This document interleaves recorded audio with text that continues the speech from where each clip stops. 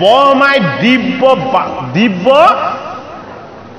হাজাৰ বছৰ তপস্যা কৰিছিলে ঐ দিব্য হাজাৰ বছৰ মানে কি ঐ সৃষ্টিকৰ্তা ব্ৰহ্মাৰ এদিন হলে আমাৰ এই জগত সংহাৰ হৈ যায় তেনেকুৱা হাজাৰটা বছৰ কিমান সময় হ'ব সেইটো কাৰণে সেই সময়টোক কি বুলি কোৱা হৈছিলে সেই সময়টোক কোৱা হৈছিলে পদ্মকল্প এই পদ্মকল্প মানে হল অনন্ত সময় কিমান সময় ব্ৰহ্মাই তপস্যা কৰিলে তাৰ সীমা কোনেও দিব নোৱাৰিব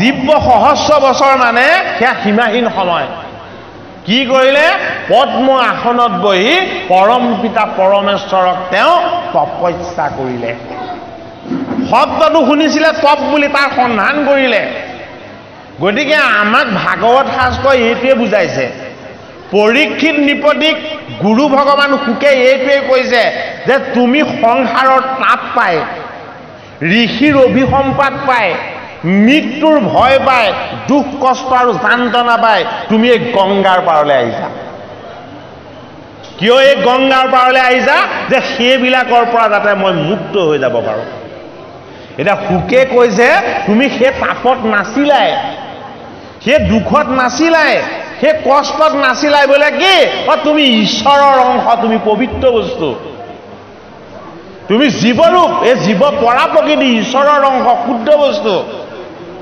এইটো কাৰণে জীৱৰ লগত চৈতন্য শক্তি আত্মা ঈশ্বৰ আছে সেইটো কাৰণে আমি গুণত থাকিব নালাগে হে পৰীক্ষিত তুমিও নিৰ্গুণ স্থিত আছিলা ময়ো নিৰ্গুণ স্থিত ভাগৱত গ্ৰন্থ বিপৰীত এই বিপৰীত ভাগৱত গ্ৰন্থৰ ভাগ নোপোৱাৰ কাৰণে তোমাৰ এই মৃত্যুৰ ভয় আহিলে ঋষিৰ অভিসম্পাতৰ ভয় আহিছে যদি তুমি এয়া বস্তু পালাহেঁতেন তোমাৰ এই ভয় নাহিলেহেঁতেন এই সৃষ্টিকৰ্তা ব্ৰহ্মাৰো এইটো সংশয় উৎপত্তি হৈছিলে এইটো তোমাৰ উৎপত্তি হোৱাই নহয় সৃষ্টিকৰ্তা ব্ৰহ্মায়ো প্ৰশ্ন কৰি চাইছিলে মই ক'ৰ পৰা আহিলো বুলি আৰু ভাগৱতৰ দ্বিতীয় স্কন্ধত আমাক এতিয়া পদে সেই কথাখিনি কৈছে যে তপ নামৰ শব্দ যেতিয়া সৃষ্টিকৰ্তা ব্ৰহ্মাই শুনিলে সৃষ্টিকৰ্তা ব্ৰহ্মাই সহস্ৰ বছৰ তপস্যা কৰিলে আৰু তপস্যাত কি দৰ্শন হ'ল কোনোদিন নেদেখা কোনোদিন চুব নোৱাৰা কোনোদিন চাবলৈ নোপোৱা সেই আনন্দময় স্থান দৰ্শন হৈ গ'ল কি বৈকুণ্ঠ ধাম সৃষ্টিকৰ্তা ব্ৰহ্মাক ভাগৱতৰ দ্বিতীয় স্কন্ধত পৰীক্ষিত নিপতি শুকদেৱে ব্ৰহ্মাই দৰ্শন কৰিছিল সহস্ৰ বছৰ তপস্যাৰ দ্বাৰা আৰু শুকে দৰ্শন কৰাইছে কেতিয়া পৰীক্ষিতক মাত্ৰ 7 দিনত যি ঈশ্বৰৰ বৈকুণ্ঠ ধাম দৰ্শন পাবৰ কাৰণে ব্ৰহ্মাই সহস্ৰ বছৰ তপস্যা কৰিব লগা হৈছিলে ভাগৱতত পৰীক্ষিত নিপতিক গুৰু ভগৱান শুকদেৱে কৃপা কৰি 7ম দিৱসতে সেয়া দৰ্শন কৰাই দিছে এতিয়া এই বৈকুণ্ঠৰ তত্ত্ব সৃষ্টিকৰ্তা ব্ৰহ্মাৰ দৰ্শন যি হ'ল পৰীক্ষিত নিপতিক এতিয়া বাক্যৰ দ্বাৰা শুকদেৱ ভগৱানে সেয়া দৰ্শন কৰাব হে মনে বিমৰিষি পাছে তাতো সৃষ্টি কৰ এ কৰিলন্ত তপ দিব্য হাজাৰ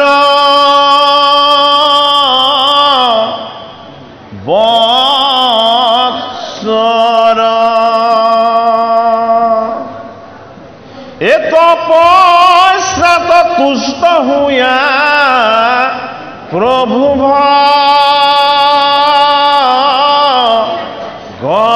ভগৱন্ত কৃপা কৰি তৈতে বৈকুণ্ঠ কলে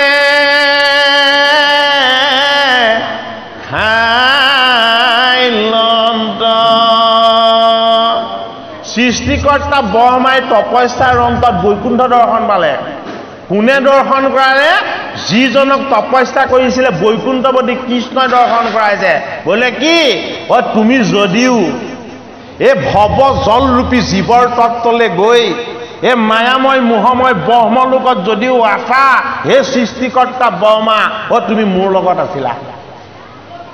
কি হৈ আছিলা? তুমি আৰু মই এক হৈ আছিলো। ক'ত আছিলো? এই বৈকুণ্ঠ ধামত, আনন্দত। এই আনন্দ ধামৰ পৰা নমাই মই তোমাক এই ভৱ জলৰূপী মায়াৰ তত্ত্বলৈ মই তোমাক নিছো। তুমি এই কথাটো প্ৰথমতে বুজি লোৱা। হ'লে কি? তোমাক দুখ দিবৰ কাৰণে, তোমাক কষ্ট দিবৰ কাৰণে, তোমাক যান্ত্ৰণা দিবৰ কাৰণে মই তোমাক সেই স্থানলৈ নিয়া নাই। বোলে কিয় নিছো? তুমি বৈকুণ্ঠ ধাম দৰ্শন কৰা।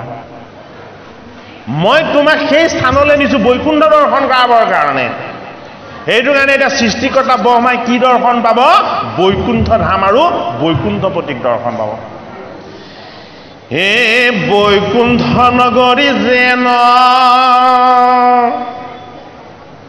শুনা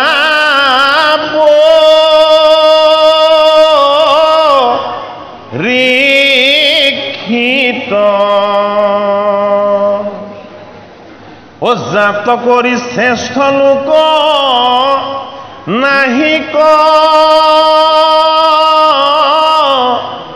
দাসিত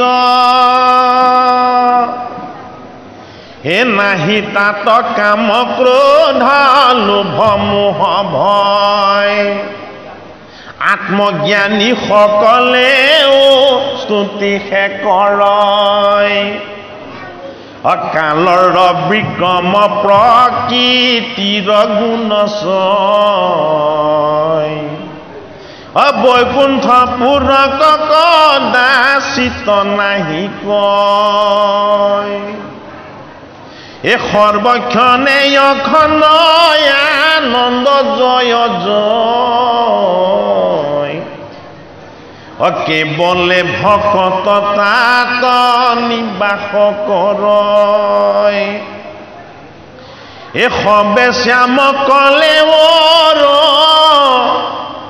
হে কমল লোচন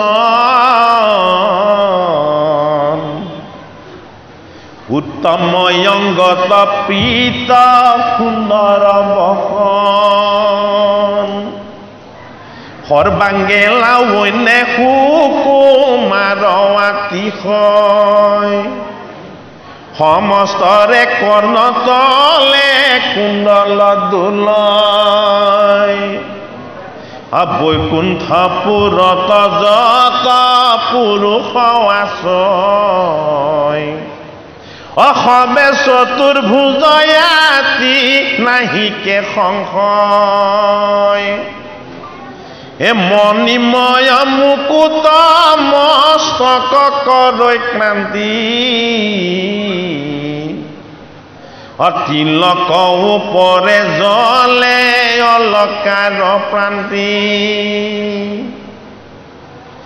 মুখ চন্দ বিম্ব কম্বু কণ্ঠক জলয় হীৰা হেম মুকুতাৰ মালা বিৰাজয় এই অংগদ কংকন আদি নানাই অলংকাৰ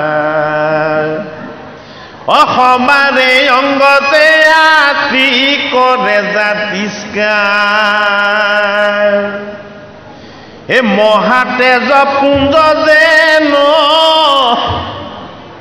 জলে কলে মোৰ অপবাল মৃণাল সম সুবৰ্ণ শৰীৰ শাৰী শাৰী হুয়া সবে বিমানত থাকি এই হাতে তাল ধৰি হৰি গুণ গাৱৈ ডাকি কত থানে ভক্ত সবে কৃষ্ণ কথা কয় লক্ষে লক্ষে লোকে বেৰি তাহাকে শুনয় এ কত প্ৰেম ভৰে উঠি কীৰ্তন কৰয় চাপৰি বজায়া কত কৰে জয় জয় কত কৃষ্ণ বুলিয়া প্ৰেমত দেৱদাক কত ঠাইত কৰে ভক্তে কৃষ্ণৰ চেষ্টা বিমানত আছে লক্ষ্মী সমদিব্য নাৰী তাৰা সবে কৃষ্ণ গুণ গাৱে শাৰী শাৰী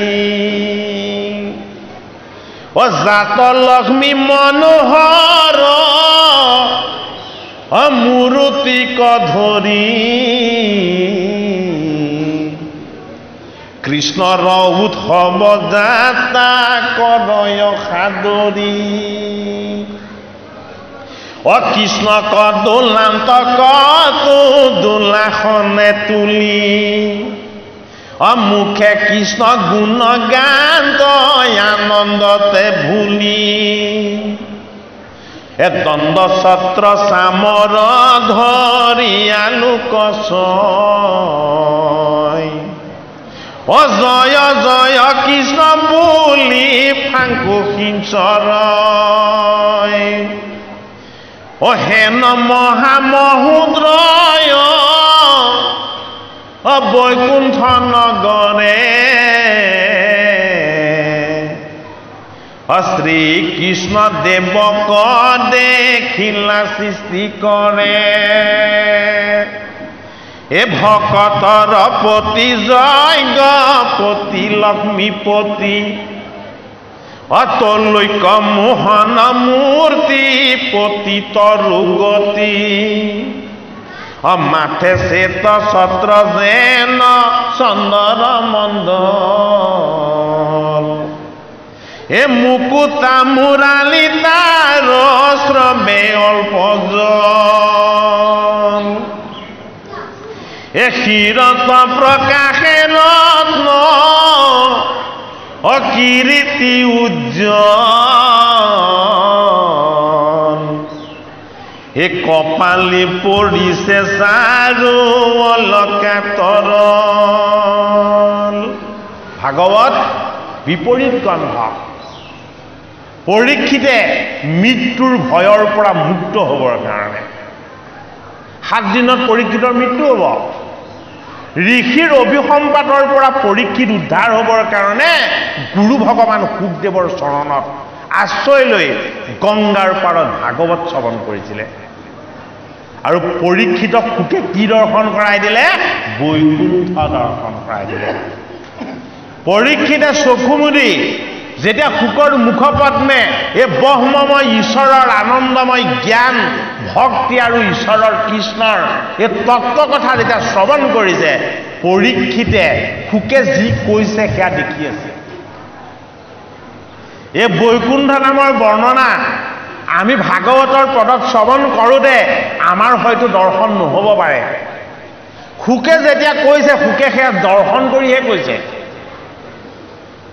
আৰু পৰীক্ষিতে যেতিয়া শুনিছে সেই বৈকুণ্ঠ তেওঁৰ দৰ্শন হৈ গৈছে পৰীক্ষিতে তেতিয়াহে বুজি পাইছে যে মই দুখিত তাপিত আৰু অভিশপ্ত মই জীৱ নহয় মই কি মই বৈকুণ্ঠৰ ঈশ্বৰৰ উপাসনা কৰিব পৰা মই শুদ্ধ বস্তু এই বৈকুণ্ঠ ধামত ঈশ্বৰ যিদৰে তেওঁ ভকতসকলৰ লগত আৰু তেওঁৰ লক্ষ্মী স্বৰূপা ভাৰ্যাসকলৰ লগত এক হৈ আনন্দ হৈ কৃষ্ণ হৈ যিদৰে বিৰাজমান কৰি আছে এই জগতলৈ জীৱৰূপত এই পৰীক্ষিতকো আনিছিলে এই ভগৱান কৃষ্ণই নিজৰ আনন্দ প্ৰত্যক্ষ কৰিবলৈ পৰীক্ষিতে ভাবিছিলে মই মৃত্যুৰ কাৰণে আহিছোঁ মই জন্ম হৈছোঁ মৃত্যুৰ কাৰণে পৰীক্ষিতে ভাবিছিলে মই ঋষি অভিসম্পাত পালোঁ মই বন্ধনত পৰি গ'লোঁ শুকদেৱ ভগৱানে সৃষ্টিকৰ্তা ব্ৰহ্মা ঈশ্বৰ দৰ্শন আৰু বৈকুণ্ঠ দৰ্শনৰ আনন্দেৰে যিদৰে ভগৱান কৃষ্ণৰ চৰণৰ ছত্ৰছায়াত সৃষ্টিকৰ্তাই ঠাই পালে পৰীক্ষিত নিপতিক কৈছে সেই স্থানকণত তুমিও ঠাই পাবা বোলে কিয় তুমিও সেই বৈকুণ্ঠ ধামৰে ঈশ্বৰৰে অংশ যিদৰে বৈকুণ্ঠত সমস্তজনে ভগৱান কৃষ্ণক স্তুতি আৰু উপাসনা কৰি কালৰ বিক্ৰম মায়া মোহ এই সীতা উষ্ণ এইবিলাকৰ পৰা যিদৰে মুক্ত হৈ আছিলে হে পাণ্ডৱৰ নাতি পৰীক্ষিত তুমি যদিও জীৱ ৰূপলৈ আহিছা তোমাক সেইবিলাকৰ পৰা মুক্তি দিবৰ কাৰণে মই গুৰুৰ ৰূপত এই ভাগৱত শাস্ত্ৰ মই তোমাৰ ওচৰলৈ আনিছো 18খন পুৰাণ আছে 18খন পুৰাণ আছে 18খন পুৰাণৰ ভিতৰত শুকদেৱে এই ভাগৱত পঢ়িবলৈ কিয় ক'লে পৰীক্ষিত বাকীখিনি কিয় নক'লে ভাগৱত গ্ৰন্থ বিপৰীত বুলি কৈছে বাকী পুৰাণ কি বাকী 17 পুৰাণ 5টা লক্ষণযুক্ত সেইটো কাৰণে ভাগৱতৰ এটা নাম কি ভাগৱতৰ এটা নাম হ'ল দশম আমাক ভাগৱতক কি বুলি কোৱা হয় ভাগৱতক দশম বুলিও কোৱা হয় ভাগৱতৰ এটা নাম দশম বোলে কিয় ভাগৱত 10 লক্ষণযুক্ত ভাগৱত 10 লক্ষণযুক্ত কাৰণে তাক দশম বুলি কোৱা হয় আৰু এই 10টা লক্ষণ কোনে কৈছে এই 10টা লক্ষণ গুৰু ভগৱান শুকদেৱে ভাগৱতৰ দ্বিতীয় স্কন্ধ যেতিয়া অন্ত হ'ব এই দ্বিতীয় স্কন্ধৰ অন্ত যেতিয়া হ'ব তেতিয়া পৰীক্ষিত নিপতি শুকদেৱ গুৰুবানে ভাগৱতৰ 10 লক্ষণ ব্যক্ত কৰিব এই 10 লক্ষণৰ যোগেদি শুকদেৱে কৈছে ও এভাগ কি ও এভাগ বৈকুণ্ঠৰ শাস্ত্ৰ বাকি 17 পুৰাণৰ সমস্ত তত্ত্বৰ সাৰ হ'ল এই অষ্টাদশ পুৰাণ কি শ্ৰীমদ ভাগৱত বাকি পুৰাণবিলাক গ্ৰন্থ ভাগৱত কি ও ভাগৱত শাস্ত্ৰ কৃষ্ণ নিজে যি শাস্ত্ৰ কৃষ্ণ নিজে হৈছে সেইটো কাৰণে শুকে ভাগৱত কীৰ্তন কৰি শুনাইছে ভাগৱত পঢ়িছোঁ আমি মহাভাগৱত পঢ়িছোঁ আমি ভাগৱত পঢ়িছোঁ কাৰণ যি ভাগৱত শ্ৰৱণ কীৰ্তন কৰে সেইসকল মহাভাগৱত আমি কীৰ্তন কৰা ভাগ ভাগৱত এই ভাগৱত যি শ্ৰৱণ আৰু কীৰ্তন কৰে তেওঁলোক মহাভাগৱত শ্ৰৱণ কীৰ্তন কৰাসকল মহাভাগৱত শাস্ত্ৰভাগ ভাগৱত এই ভাগৱতত কোন বিৰাজমান হৈ আছে এই ভাগৱতত ভগৱান কৃষ্ণ বিৰাজমান হৈ আছে এইটো কাৰণে ভগৱান কৃষ্ণ ক'ত থাকে বৈকুণ্ঠ নামত থাকে কেনেকে থাকে সৰ্বদা আনন্দত থাকে কোনোদিন দুখ কষ্ট আৰু বিষাদত নাথাকে এই আনন্দময় হৰিৰ আনন্দৰ ভাগ এই জীৱৰূপী পৰীক্ষিতে তেওঁ গুৰু ভগৱান শুকৰ কৃপাত যদি পায় তেতিয়াহ'লে পৰীক্ষিতৰ মৃত্যুৰ ভয় দূৰ হ'ব পৰীক্ষিতে নিজক চিনি পাব আৰু ঈশ্বৰ কৃষ্ণত পৰীক্ষিত কি হ'ব এক হৈ যাব পাৰিব ভাগৱতৰ 12 স্কন্ধত পৰীক্ষিতৰ ব্ৰহ্মজ্ঞান লাভ হৈছে এতিয়া আমি বৈকুণ্ঠৰ তত্ত্বৰ কথা কোনেও ক'ব নোৱাৰে বৈকুণ্ঠৰ তত্ত্বৰ কথা কোনেও বৰ্ণনা কৰিব নোৱাৰে কাৰণ বৈকুণ্ঠ মানেই হ'ল অনন্ত যি বস্তুৰ কোনো সীমা নাই পৰিসীমা নাই যি বস্তুৰ কোনো কালৰ বিক্ৰম নাই তো কোনোদিন কালৰ বিক্ৰম নাই মানে সময়ৰ বিক্ৰম য'ত নাই তাত মায়াৰ স্পৰ্শ নাই এইটো কাৰণে বৈকুণ্ঠ কি বৈকুণ্ঠ হ'ল অক্ষয় স্থান এই স্থানৰ কোনোদিন বিনাশ নহয় মায়াই তাত স্পৰ্শ কৰিব নোৱাৰে এটা সৃষ্টিকৰ্তা ব্ৰহ্মা তপময় সাধনা কৰাৰ বাবে জগতৰ হৰিয়ে আনন্দ নাম দৰ্শন কৰাই দিলে যে হে ব্ৰহ্মা তুমি জীৱৰূপলৈ যে গৈছা এই বৈকুণ্ঠ নাম দৰ্শন কৰিবলৈহে গৈছিলা তুমি দুখ তাপ কষ্ট ভোগ কৰিবলৈ তালৈ যোৱা নাছিলা তুমি এই কথাটো প্ৰথমতে বুজি লোৱা তোমাক মই মোৰ আনন্দৰ কাৰণেহে জীৱৰূপত নিছোঁ মই তোমাক আনন্দ কৰিবৰ কাৰণে তালৈ নিয়া নাই জীৱবিলাকত কৃষ্ণ প্ৰৱেশ হয় কৃষ্ণই আনন্দ কৰিব বিচাৰে এইটো কাৰণে জীৱ হিংসা কেতিয়াও কৰিব নেলাগে ভাগৱত শাস্ত্ৰই কৈছে জীৱ ঈশ্বৰৰ অংশ জীৱ আৰু ঈশ্বৰৰ মাজত কোনো পাৰ্থক্য নাই এইটো কাৰণে পৰীক্ষিত শুকদেৱে কি বুলি কৈছে পৰীক্ষিত মহাৰাজ বুলি কৈছে শুকদেৱে কি বুলি কৈছে নৃপতি বুলি কৈছে আৰু কি বুলি কৈছে যে তুমি ধন্য গুৰুজনে শিষ্যক তেখেততকৈ ওপৰৰ স্থানতহে বহুৱাইছে তলৰ আসনলৈ কেতিয়াও অনা নাই শুকৰ দৃষ্টি কি যে মই যিদৰে জীৱ ঈশ্বৰৰ অংশ তুমি ভাগৱত শ্ৰৱণ কৰিবলৈ আহিছা তুমিও ঈশ্বৰৰ অংশ জীৱ তোমাৰ আৰু মোৰ মাজত কোনো ভেদ নাই মই যি স্থানত আছো তুমিও সেই একে স্থানতে আছা সেইটো কাৰণে কি বুলি কৈছে যদিও আমি নিৰ্গুণতস্থিত তথাপি উত্তম শ্লোকৰ মহিমা গুণে এই উত্তম শ্লোক হল কি এই ভাগৱত শাস্ত্ৰ এই ভাগৱত শাস্ত্ৰই ভগৱানকো বশ কৰে ভকত বৎসল ভগৱানকো এই ভাগৱত শাস্ত্ৰই সন্তুষ্ট কৰে এতিয়া এই বৈকুণ্ঠ ধামৰ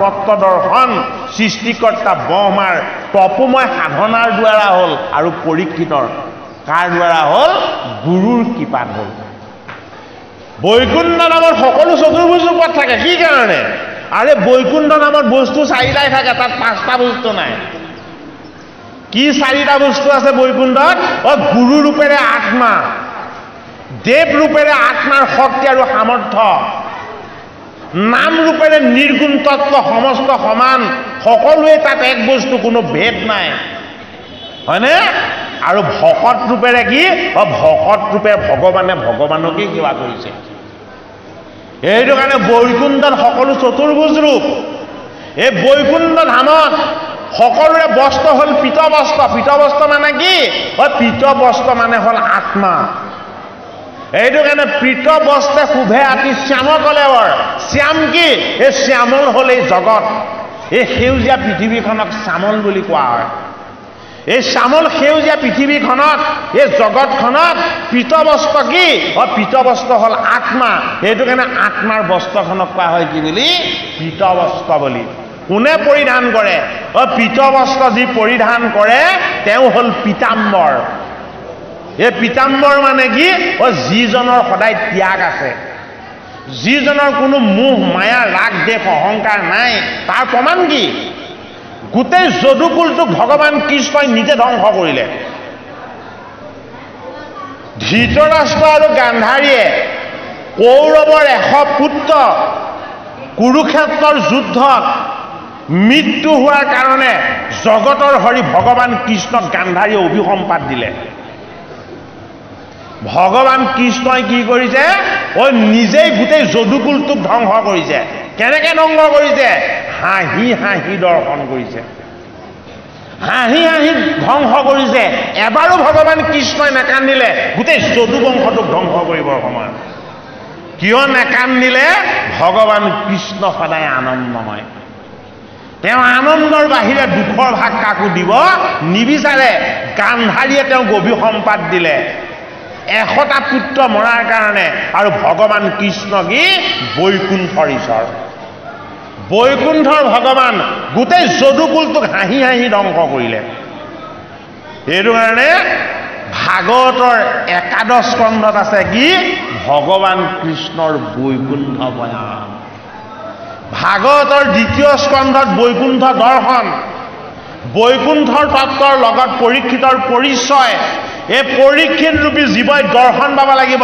কি ভাগৱতৰ 11 স্কন্ধত এই বৈকুণ্ঠপতি যেতিয়া মৰ্ত্যলে নামিছিলে কৃষ্ণ ৰূপত এই কৃষ্ণ ৰূপত মৰ্ত্যলে নমা এই ভূমিভাগলৈ নমা এই ভূধৰ ৰূপী জগতৰ কৃষ্ণই আকৌ কেনেদৰে বৈকুণ্ঠ যাত্ৰা কৰে এই তত্ত্ব আমাক 11 স্কন্ধত দিব এইটো কাৰণে বৈকুণ্ঠৰ শাস্ত্ৰভাগ অত্যন্ত জটিল এই শাস্ত্ৰ কোনেও কাকো কৈ শেষ কৰিব নোৱাৰে এটা সৃষ্টিকৰ্তা ব্ৰহ্মাই দৰ্শন পালে কি হয় জীৱ হৈ কাক তপোময় সাধনাৰ দ্বাৰা ঈশ্বৰৰ ধাম বৈকুণ্ঠক দৰ্শন পালে পৰীক্ষিত নিপতি সুখদেৱে কৈছে তুমিও জীৱ হৈ এই মৰ্ত্যলৈ আহিছিলা এই বৈকুণ্ঠ দৰ্শন কৰিবৰ কাৰণে তুমি কি কৰিছিলা তুমি বৃত্তি প্ৰতিষ্ঠাৰ ধনু লৈছিলা লোভ মোহ কাম ক্ৰোধৰ শৰবিলাক তোনত পিঠিত লৈছিলা এই সংসাৰ বনত তুমি মায়ামিক খেদি বহিছিলা পৰীক্ষিত নিপতিক সুখদেৱে কৈছে পৰোক্ষভাৱে কৈছে প্ৰত্যক্ষভাৱে কোৱা নাই এই অভিসম্পাতটো তুমি কিয় পালা অভিসম্পাত তোমাক ঈশ্বৰে দিওৱা নাই তুমি নিজে অৰ্জন কৰিছা তুমি জীৱ হৈ আহিছিলা বৈকুণ্ঠ দৰ্শন কৰিবৰ কাৰণে আৰু তুমি কি কৰিলা তুমি সংসাৰ বনত মায়ামিক স্বীকাৰ কৰি কৰি তুমি ইমান বাতুল পাই হৈ গলা যে তপ ধৰ্মৰ প্ৰথম পদ পালন কৰিছিলে কোনে সমীক ঋষিয়ে এই শ্ৰমিক স্বৰূপ ঋষিক তুমি জল বিচাৰি নোপোৱাৰ কাৰণে এই ঋষিৰ সূচিতা তুমি নষ্ট কৰিছিলা কি কৰিছিলে পৰীক্ষিতে মৰা সাপ মেৰিয়াই দিছিলে শ্ৰমিকৰ গলত এই মৰা সাপটো কিহৰ প্ৰতীক এই মৰা সাপটো হ'ল অপবিত্ৰতাৰ প্ৰতীক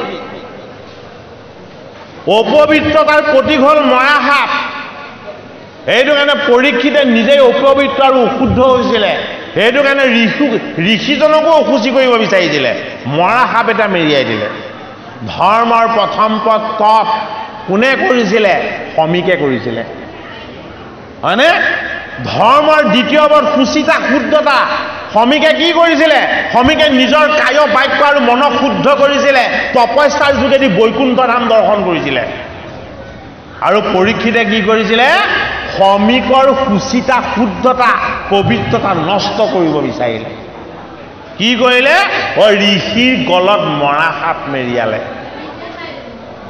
এই মৰা সাপ মেৰিয়াই ঋষিক যেতিয়া অসুচি কৰিব বিচৰা হ'ল ধৰ্মৰ দ্বিতীয় পদটো ভংগ হ'ল কাৰ দ্বাৰা পৰীক্ষিতৰ দ্বাৰা তপস্যাও ভংগ কৰিব বিচাৰিছিলে পৰীক্ষিতে কিন্তু তপস্যা ভংগ কৰিব নোৱাৰে তপস্যা কিয় ভংগ কৰিব নোৱাৰে তপ মানে ভংগ কৰিব নোৱাৰা বস্তু এইটো কাৰণে পৰীক্ষিতে তপস্যা ভংগ কৰিব নোৱাৰি ঋষিক অসুচি কৰিলে প্ৰথম পদ তপ ভংগ হ'ল দ্বিতীয় পদ সুচিতা নষ্ট হ'ল তাৰ পৰা তৃতীয় বস্তুটোৰ উৎপত্তি হ'ল তৃতীয় বস্তুটো কি আছিলে ধৰ্মৰ দয়া আৰু দান প্ৰথমতে লোপ পালে কাৰ শ্ৰমিকৰ পুত্ৰ সিংগী মুনিৰ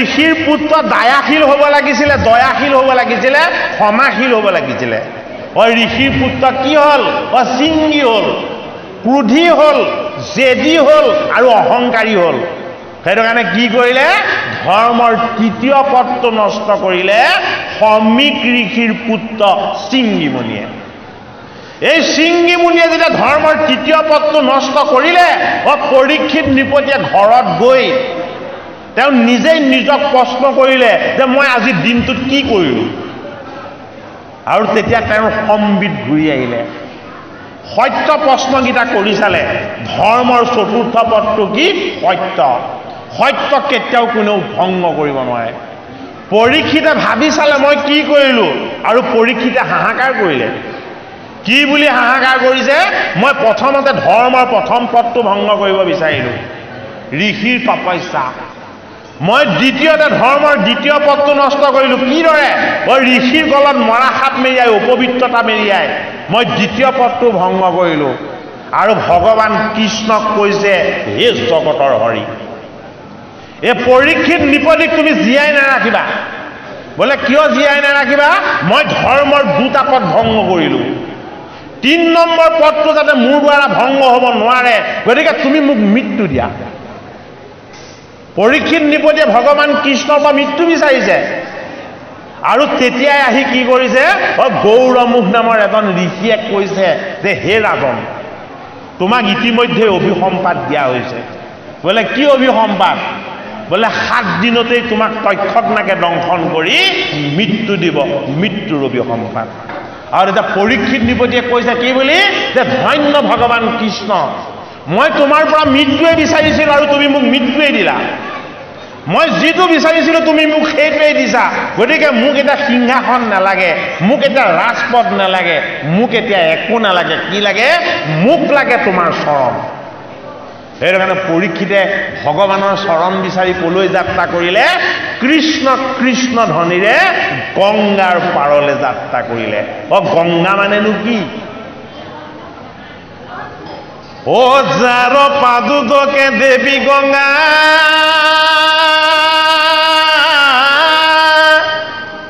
যাৰ বাক্যে হুয়া আছে বেদ অপৰম পতিটো তৰয় যাহাৰ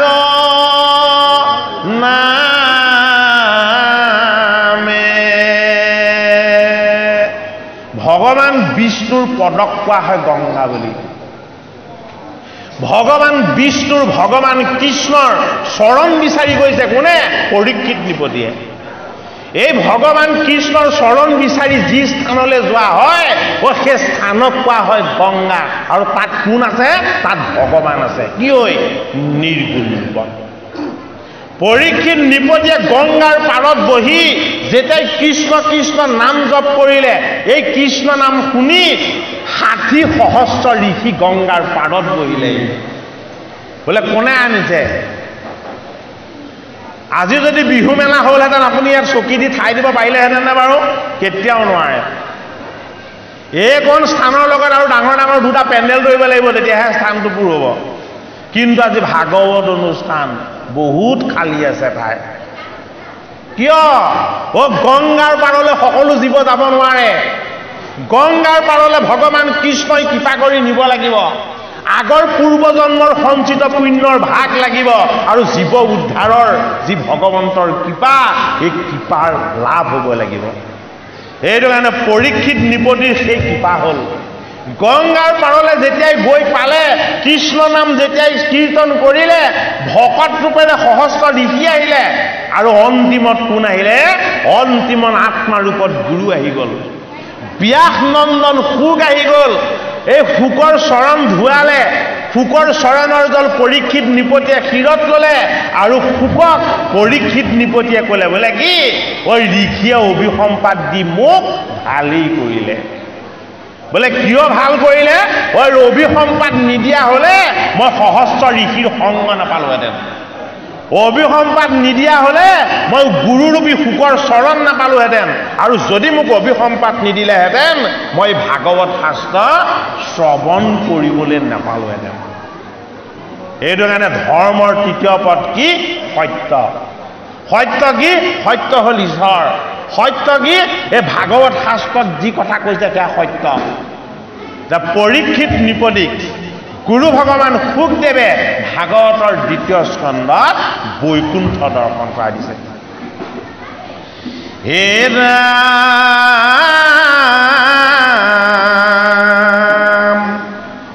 হে মুখ পূৰ্ণ চন্দ কোটি সমান নহয়, এ তাতে দুই খঞ্জনন ইয়নবী ৰাজয়।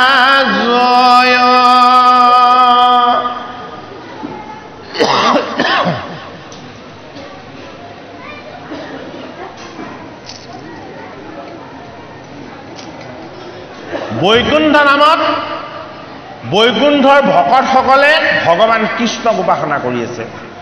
বৈকুণ্ঠৰ প্ৰতিটো বস্তুতে ভগৱান কৃষ্ণ বিৰাজমান হৈ আছে। আৰু বৈকুণ্ঠ নামত এবাৰ কি দেখিলে? বৈকুণ্ঠ প্ৰতীক দেখিছে। বোলে কোনে? জগতৰ মাতা লক্ষ্মীয়ে ভগৱান কৃষ্ণৰ চৰণ সেৱা কৰি আছে আৰু সমস্তজনেই ভগৱান কৃষ্ণৰ জয় জয়কাৰ ধ্বনিৰে কৃষ্ণ আৰু ভকত এক হৈ আছে। তাত ভেদ হোৱা নাই যে আমাৰ ভগৱান, আমাৰ মালিক, আমাৰ কৃষ্ণ, এইজনৰ আনন্দই আমাৰ আনন্দ। একে ভাৱত সকলো ঈশ্বৰ মূৰ্তি হৈ আছে। সৃষ্টিকৰ্তা ব্ৰহ্মাই সহস্ৰ বছৰ তপস্যাৰ অন্তত এই বৈকুণ্ঠ ধাম দৰ্শন পাইছে। আৰু পৰীক্ষিত নৃপতিয়ে গুৰুৰ কৃপাত 7 দিনতে এই বৈকুণ্ঠৰ শাস্ত্ৰৰ দ্বাৰা এই বৈকুণ্ঠ দৰ্শন কৰিছে। এ উষ্ঠ দুই বন্দুলি মুকুতা দন্ত ছয়, এ অৰুণ কথাই কহাস ভুৱন ভুলয়, এ প্ৰভাতৰ সূৰ্য যেন কৌস্তুভ কণ্ঠত, এ গজ মুকুতাৰ মালা দুলে হৃদয়ত। ভগৱান কৃষ্ণৰ অলংকাৰবিলাক তত্ত্ব। এইটো কাৰণে ভগৱান কৃষ্ণৰ চৰণত কি আছে? নুপুৰ আছে। এই নুপুৰটো কি বস্তু? এই নুপুৰটো ৰুণজুণ ৰুণজুণ শব্দৰ ধ্বনি কৰে, হয়নে? এই নুপুৰৰ ধ্বনিটো শুনিলে সকলোৰে মনত এটা ধাৰণা আহে, বোলে কি? ভগৱান কৃষ্ণ আহিছে। এইটো কাৰণে এই নুপুৰ হ'ল কৃষ্ণৰ তত্ত্ব। ভগৱান কৃষ্ণই পদত ধাৰণ কৰিছে তত্ত্ববিলাক। এইটো কাৰণে পদৰ আঙুলিবিলাক কি ভগৱান কৃষ্ণৰ ৰূপাত্মক নহয়, গুণাত্মক নহয়, ভগৱান কৃষ্ণ হ'ল নিৰ্গুণ। এইটো কাৰণে পদৰ আঙুলিবিলাক কি ভগৱান কৃষ্ণৰ পদৰ আঙুলি হ'ল পাৰিষদ। পাৰিষদসকল পদৰ আঙুলি হৈ থাকে, সেইটো কাৰণে পাৰিষদ নথকাকৈ বৈকুণ্ঠপতি নাথাকে। আমি আমাৰ আঙুলিকেইটা নহ'লে ক'বলৈ যাব পাৰিম জানো? ভগৱান কৃষ্ণই পাৰিষদ নহ'লে ক'লৈকো নাযায়। এইটো কাৰণে তেওঁ পদৰ আঙুলিবিলাক হ'ল পাৰিষদ। নুপুৰ হ'ল ঈশ্বৰৰ তত্ত্ব, ভগৱান কৃষ্ণৰ তত্ত্ব। গোটেই জীৱবিলাকক তেওঁ আত্মাৰ ৰূপেৰে পৰিধান কৰি আছে। কি সেয়া হ'ল কৌস্তভ। ভগৱান কৃষ্ণৰ কণ্ঠত থকা কৌস্তভ ৰত্ন হ'ল সমস্ত জীৱৰ আত্মা। ভগৱান কৃষ্ণই আঁঠুৰ তললৈকে পৰা এডাল মালা পৰিধান কৰে, সেই মালাদানৰ নাম হ'ল বনমালা। এই বনমালা কি এই বনমালা হ'ল পঞ্চভূত। এই পঞ্চভূতক ভগৱান কৃষ্ণই গলত বনমালা ৰূপে পৰিধান কৰি থকাৰ কাৰণে এই পঞ্চভূত আমি প্ৰত্যক্ষ কৰিব পাৰিছোঁ। এইটো কাৰণে আমাক ভগৱান কৃষ্ণই কিহেৰে পৰিধান কৰিছে? বনমালাডালে। এই বনমালাডাল কি এই বনমালাডাল হ'ল পঞ্চভূত। এ বায়ু জমদ অগ্নি বৰুণ শশাঙ্ক হে প্ৰজাপতি মহ প্ৰজা প্ৰতিষ্ঠা। অৰ্জুনক কৈছে, হে অৰ্জুন তুমি তোমাক তুমি বুলি ভাবিছা, সেইটো তোমাৰ ভুল। বোলে কি তোমাৰ লগত থকা দশ বায়ুত মই প্ৰাণ হৈ আছো, সেইটো কাৰণে মই তোমাৰ প্ৰাণবায়ু। হে অৰ্জুন তুমি ভাবিছা বোলে কি তুমি তোমাৰ উত্তাপত গৰম হৈ আছা, বোলে হয় সেয়া নহয়। বোলে কি মই আত্মা হৈ আছো, শিৰো ৰত্ন। ভগৱান কৃষ্ণৰ শিৰত এটা ৰত্ন আছে, সেউজীয়া উজ্জ্বল। এই ৰত্নটোক কোৱা হয় শিৰো ৰত্ন। এই শিৰো ৰত্নটো কি এই শিৰো ৰত্নটো হ'ল সমস্ত জীৱৰ তেওঁ চৈতন্য শক্তি। এই চৈতন্য শক্তি ক'ত থাকে? স্মৃতিত থাকে। সেইটো কাৰণে শ্ৰুতি স্মৃতি কৃষ্ণৰ তত্ত্ব। এইটো কাৰণে ভগৱান কৃষ্ণৰ শিৰত কি থাকে? এখন কপালি থাকে, গুণময় নহয়। নিৰ্গুণ তত্ত্ববিলাকক কেতিয়াও গুণৰ ৰূপ নললে কেতিয়াও বুজাব পৰা নাযাব। এইটো কাৰণে তেওঁ শিৰোৰত্ন হ'ল কি বেদৰ সাৰ। বেদৰ সাৰ কি? বেদ মানে জ্ঞান। জ্ঞানৰ সাৰ কি? জ্ঞানৰ সাৰ হ'ল শ্ৰুতি, আৰু জ্ঞানৰ সাৰ হ'ল স্মৃতি। এই শ্ৰুতি মানে কি? এই শ্ৰুতি মানে শুনা। স্মৃতি মানে কি? ধৰি ৰখা। কথা শুনিলে ধৰি ৰাখিব পৰা শক্তিটো কাৰ? স্মৃতিত থকা ভগৱান কৃষ্ণৰ। এইটো কাৰণে তেওঁ কি তেওঁৰ অলংকাৰ হ'ল শিৰোৰত্ন। আমাৰ স্মৃতিত অলংকাৰ ৰূপত তেওঁ বহি আছে। এই ভগৱান কৃষ্ণৰ যি অলংকাৰবিলাকৰ তত্ত্বৰূপ, এই তত্ত্বৰূপক প্ৰত্যক্ষ কৰাইছে কোনে? নিৰ্গুণস্থিত গুৰু ভগৱান শুকদেৱে। হে পৰীক্ষিত নৃপতি, তুমি বাহিৰত ভগৱান কৃষ্ণক চাব নালাগে, তুমি এই জগততে ভগৱান কৃষ্ণক বিৰাজমান হৈ থকা দেখা পাবা। বোলে কি তোমাৰ পঞ্চভূত তোমাৰ নহয়, বোলে কি ভগৱান কৃষ্ণৰ ইয়া বনমালা। এই তোমাৰ চৈতন্য শক্তি হ'ল আত্মা কৃষ্ণ, পঞ্চভূত হ'ল ভগৱান কৃষ্ণ। সেইটো কাৰণে আত্মাৰ উত্তাপেৰে সৈতে আমি চলি আছো। সেইটো কাৰণে কি অগ্নি। অগ্নিৰ গুণ কি? অগ্নিৰ গুণ সদায় ঊৰ্ধ্বগামী। জলৰ গুণ কি? জলৰ গুণ হ'ল সদায় নিম্নগামী। দুটা বস্তু আমাৰ লগত আছে। এটা বস্তু বোলে কি আমি শ্বাস নিশ্বাস এৰিলে সি সদায় ওপৰলৈ যায়, আৰু এটা বস্তু বোলে কি আমি মল মূত্ৰ ত্যাগ কৰিলে সি সদায় তললৈ যায়। এই তত্ত্ব আমাক ঈশ্বৰে দিছে। এইটো কাৰণে কৰ্তা হ'ল ঈশ্বৰ। শুকদেৱ ভগৱানে ভাগৱতৰ 2য় স্কন্ধত পাণ্ডৱৰ নাতি পৰীক্ষিতক এই তত্ত্ববিলাকক জনাইছে। বোলে কি ভগৱান কৃষ্ণই গলত এডাল মালা পিন্ধি আছে। বোলে কি গজ মুকুতাৰ হাৰ। গজ মানে কি হস্তি। হাতীৰ দুটা দাঁতৰ নিচিনা এডাল অলংকাৰ ভগৱান কৃষ্ণই গলত গজ মুকুতা কৰি পিন্ধি আছে। বোলে কি এয়া হ'ল 3 গুণময় অহংকাৰ। এই 3 গুণময় অহংকাৰতে জগত চলি আছে আৰু জগত বৰ্তি আছে। গজমালা ৰূপত জগতৰ হৰিয়ে গলত পৰিধান কৰি আছে।